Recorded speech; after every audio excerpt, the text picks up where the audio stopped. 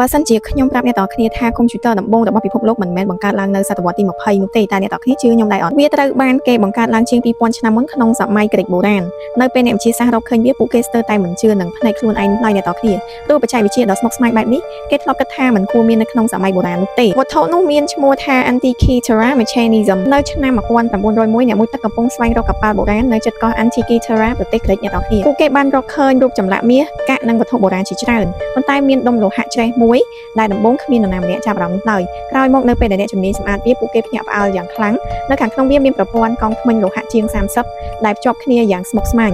សម្រាប់វត្ថុដែលមានអាយុជាង2000ឆ្នាំនេះជារឿងដែលមិននឹកស្មានដល់ទេអ្នកទាំងគ្នាក្រោយពីការសិក្សាអស់រយៈពេលជាច្រើនឆ្នាំអ្នកវិទ្យាសាស្ត្របានសន្និដ្ឋានថាវាមិនមែនជានាឡិកាឬប្រអប់ធម្មតានោះទេវាជាឧបករណ៍គណនាតារាសាស្ត្រដែលអាចជាកចលនារបស់ព្រះអាទិត្យព្រះច័ន្ទនិងភពមួយចំនួនទៀតវាក៏អាចបង្ហាញថ្ងៃខែឆ្នាំប្រតិទិននិងទស្សន៍ទាយពេលកើតសូរ្យគ្រាសនិងច័ន្ទគ្រាសបានផងដែរអ្នកទាំងគ្នាអ្នកស្រាវជ្រាវជាច្រើនបានហៅវាថាកុំព្យូទ័រអាណាឡុកដំបូងបំផុតរបស់ពិភពលោកព្រោះវាអាចគណនាព័ត៌មានតាមរយៈប្រព័ន្ធកង់ធ្មេញមិនមែនដោយអគ្គិសនីដោយកុំព្យូទ័រសម័យថ្មីនោះទេនៅសម័យនោះមនុស្សភាគច្រើនគិតថាបច្ចេកវិទ្យាបែបនេះមិនទាន់មាននោះទេអ្នកទាំងគ្នាប៉ុន្តែ Antikythera mechanism បង្ហាញថាវិស្វករនៅក្រិកបុរាណចាប់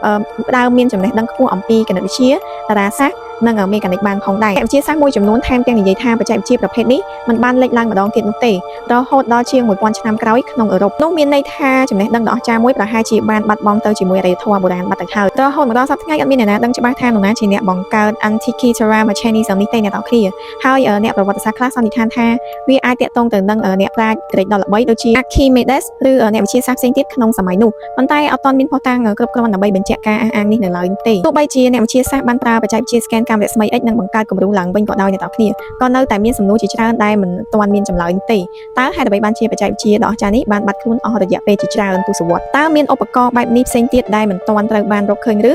គ្រាន់តែជាឧបករណ៍តែមួយគត់ដែលនៅសេសសល់ពីអរិយធម៌ដ៏ឆ្លាតវៃមួយនេះចុះសម្រាប់អ្នកទាំងគ្នាវិញគិតយ៉ាងម៉េចដែរសូម comment នៅខាងក្រោមវីដេអូនេះសូមកុំភ្លេចជួយ follow និង subscribe បើសិនជាអ្នកទាំងគ្នាចង់ដឹងរឿងរ៉ាវជុំវិញពិភពលោក